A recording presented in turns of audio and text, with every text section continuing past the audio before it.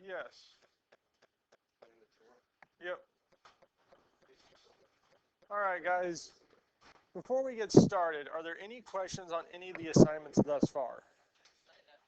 Because we had an assignment over 9-1, and then the 45-45-90 worksheet and the 30-60-90 worksheet. So we've had 3 assignments so far.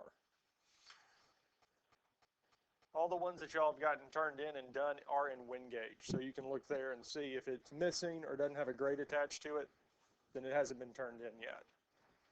Now, what we're looking at today is sine and cosine trigonometric functions. So trigonometry is really dealing with sine, cosine, tangent, cotangent, secant, cosecant, and all these here, and really dealing with angles and triangles. But we're not going to delve all the way into what we can really do with it to its completeness. We're going to mainly look at the basics with sine and cosine. Now, sine and cosine are considered periodic functions. That means they repeat themselves. And anytime we talk about a period, it's really anything that repeats. Has a start and end and will begin again. Because if we look at the sine function, well, it'd be helpful if I had a pen. Let's go with the calligraphy pen. Here we can see that it is 0 on the y-axis because it's at the origin. And anytime it crosses the x-axis, it's at 0. Well, here, 0, and then back to itself. And this going all the way up to actually 1, -1, and back to 0 shows up multiple times. Because here, we hit -1, 0, 1, back to 0. And that is a full period, a full cycle. And these sine and cosine functions will have these full cycles, these periods, frequently going both ways. Now, for cosine, we see when it crosses the y-axis, it's at 1. So here, stop doing that. Yep.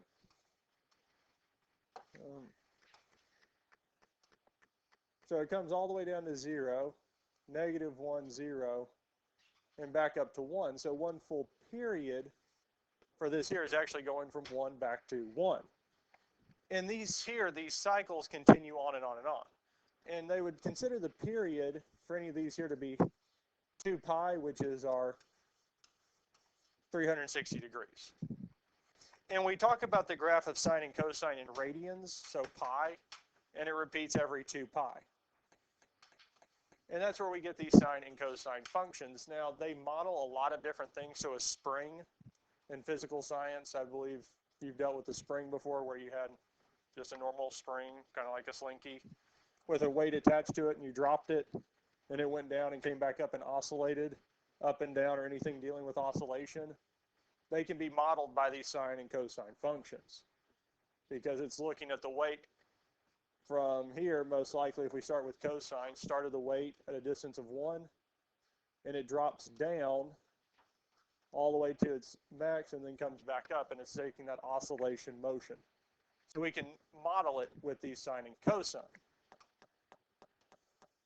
Now, for the most part, when we look at for triangles, we're really looking at the function from 0 to pi over 2.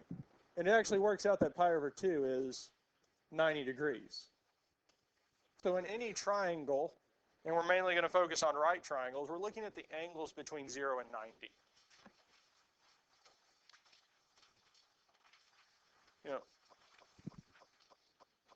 So we're down there on the bottom of the next page.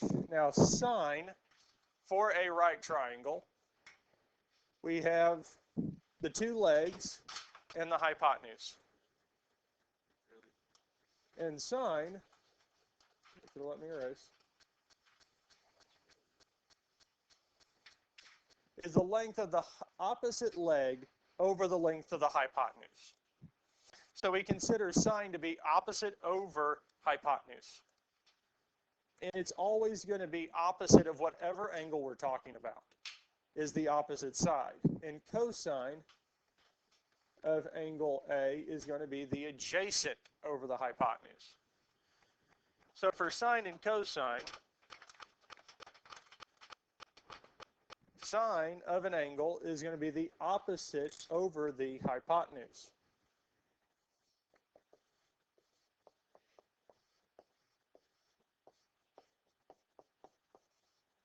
And cosine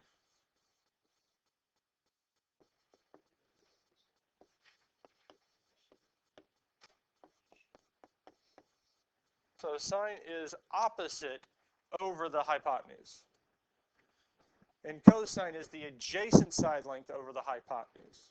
And it's all based off of the angle. So for this definition here, they're using angle A, which means AC or BC is the opposite because it's farthest away over the hypotenuse. If we were using angle B, the opposite and adjacent would change because it's all based off the angle's location.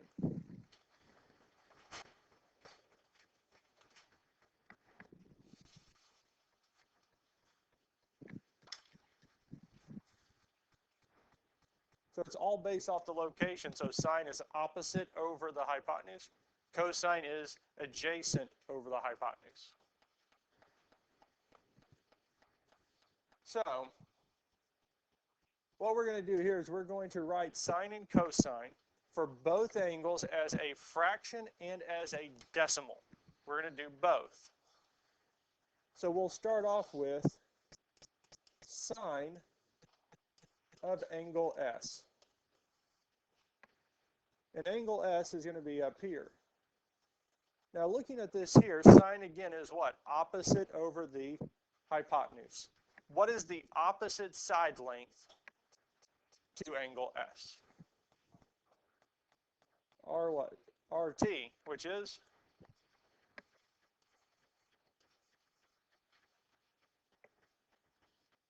And it's going to be over what?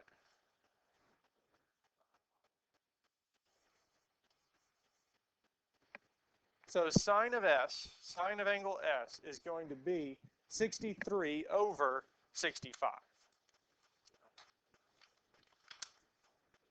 So that's the answer as a fraction. 63 divided by 65.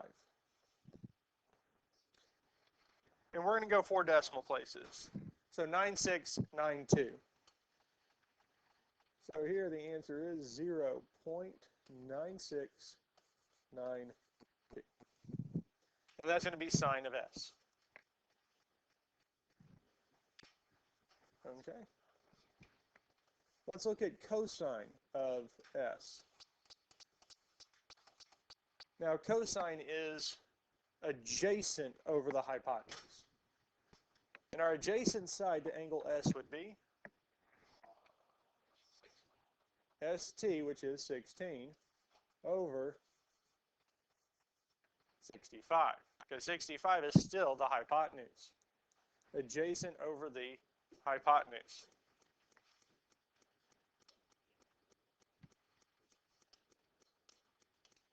And then again, we can type in 16 divided by 65, which gives us 0.2461, or we can say 62.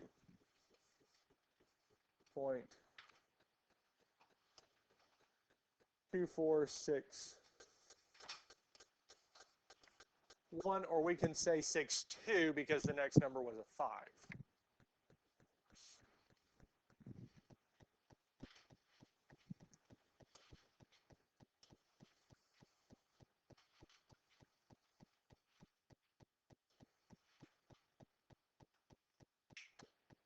Any questions on this here? All right, we're only halfway done because we still need to find sine of R and cosine of R. So we're going to do the same, but with the other angle. The only one we won't use anything or do anything with is their 90-degree angle.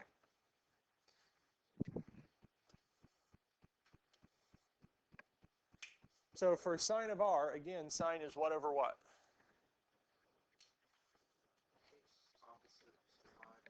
Hypotenuse. Now, when we're looking at R, the opposite side is not 63. It's 16. It's ST. And what's the hypotenuse?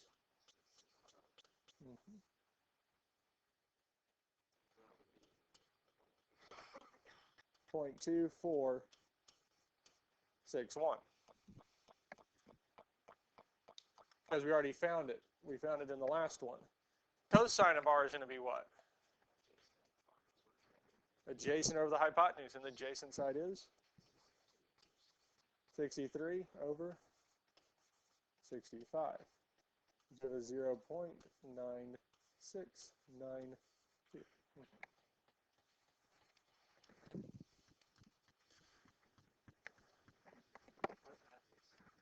Adjacent is next to.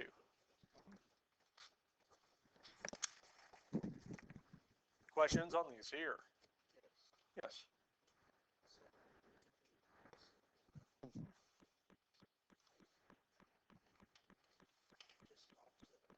The angle.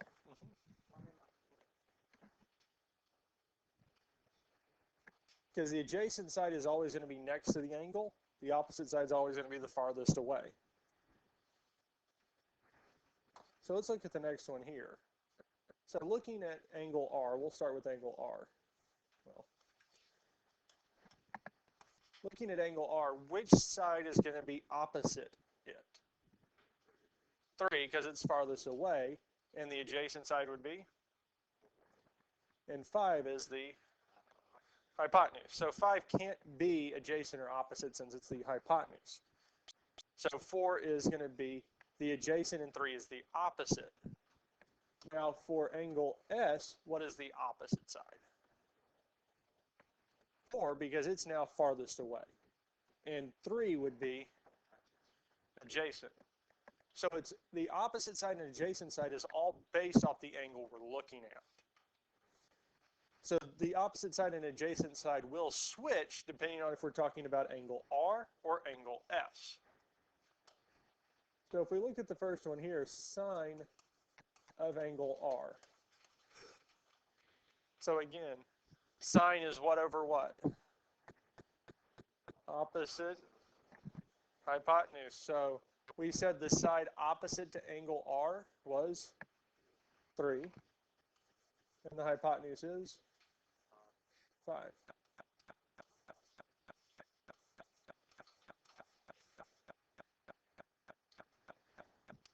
So even though it says it is 0.6, there's nothing after it. If we round to 4 places, we still include the 3 zeros. Now let's look at cosine of R.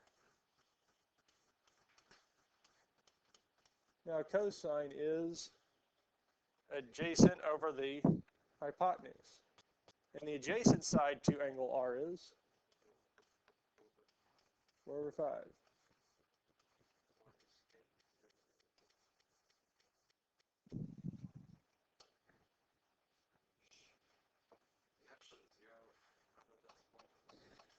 It doesn't matter, but it is a good habit.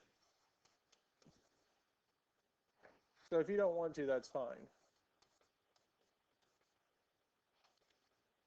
Now we'll find the other two. We want sine of S, sine of angle S, which is going to be what over what? 5. Because opposite over the hypotenuse. And in this case, the hypotenuse is still 5, which will give us 0.8.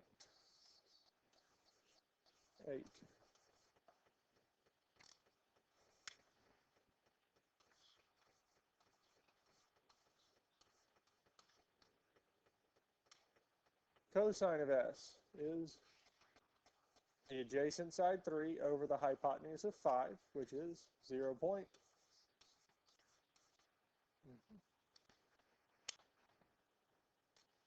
And that's it.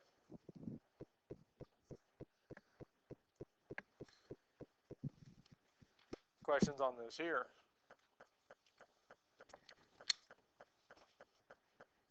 Are we ready for the next one?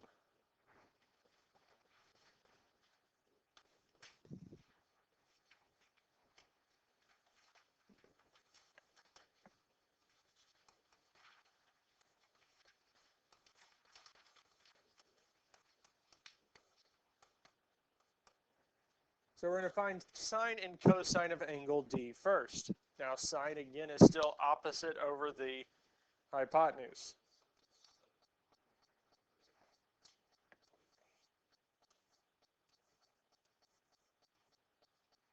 Yes, because angle D is right here, so the opposite side would be our 7, and the hypotenuse is 25.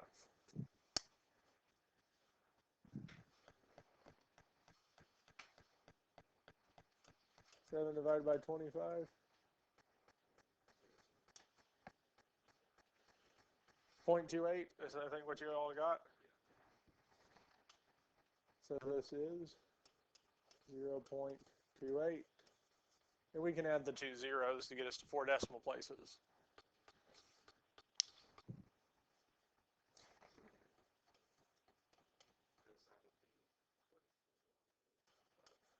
Mm-hmm. 24 over 25. Because again, the adjacent side to angle D is the 24, and the hypotenuse is still 25. Point what? 9600. Mm-hmm.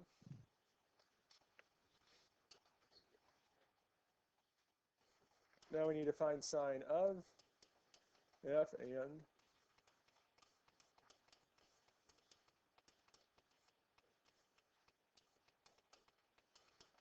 so sine of angle F, we're looking for the side opposite it for sine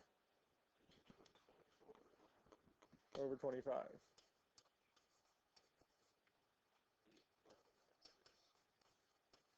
0, 0. And cosine is going to be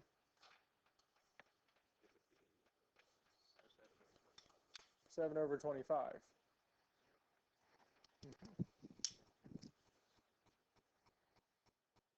And that's it.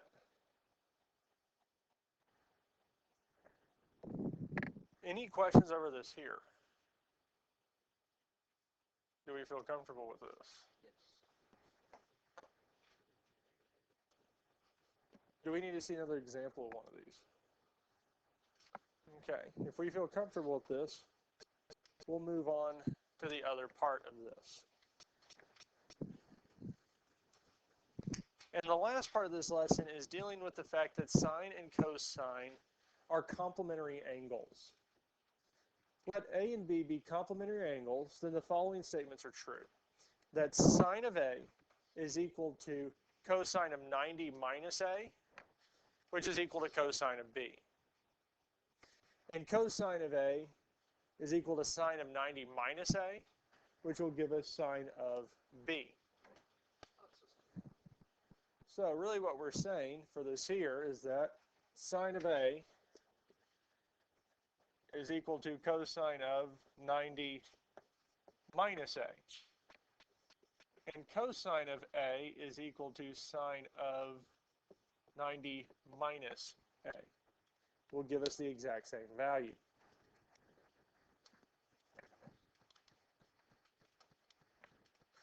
So, looking at this here, we want to write sine of 56 in terms of cosine. Well, we just said that sine of A is equal to cosine of 90 minus A. Right? Yeah, so A would be 56. So sine of 56 is going to be equal to cosine of 90 minus what?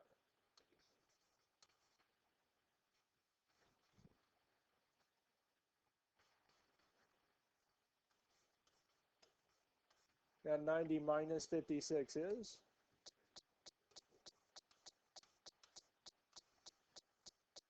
So our answer would be cosine of 34.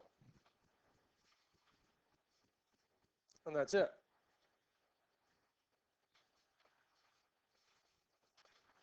So our answer is just cosine of 34. Now, we can actually plug these in. So sine of 56, because on the calculator they do have sine, cosine, tangent. Now, sine of 56 value is 0.829037573, this long decimal. And if we look at cosine of 34, what we just found, we get the exact same decimal. They have the exact same value. That's how we can check it. Because we know that these two here should be equal. They're going to be the same. Let's look at the next one.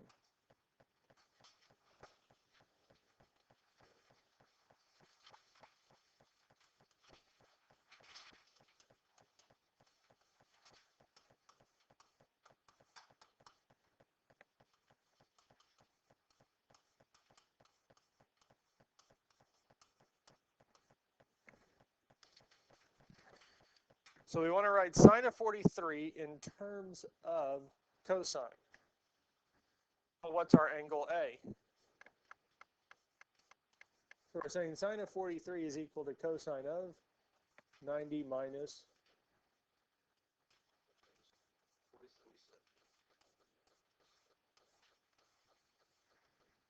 So the answer is cosine of 47.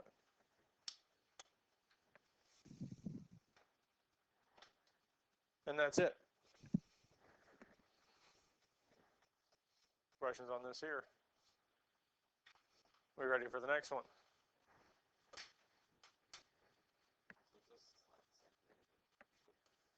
Yes, it is the exact same thing but flipped. Because we're saying cosine of A is equal to sine of 90 minus A. Now, A in this case is going to be what? So we're saying cosine of 23 is equal to sine of 90 minus 23.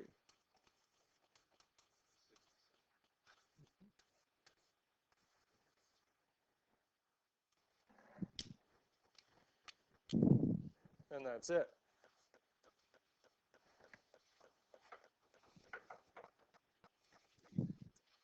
Questions on this here?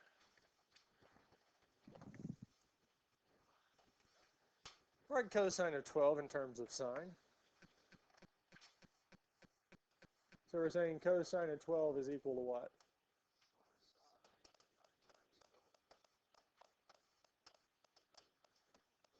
Which would be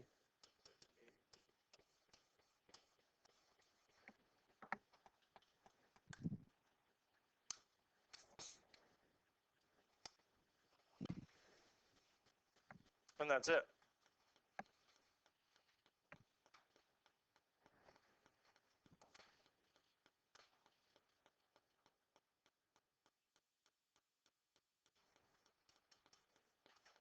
What would this be?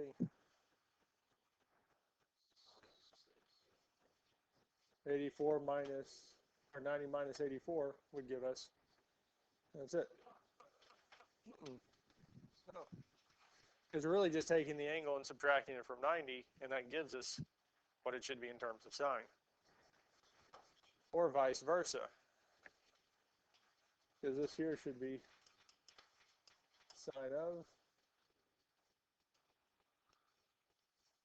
well, 4 is going to make the 6 into a 10, which changes 70 to 80. And forget from 80 to 90, we need it to be 14. Or 90 minus 80, or 76 is 14.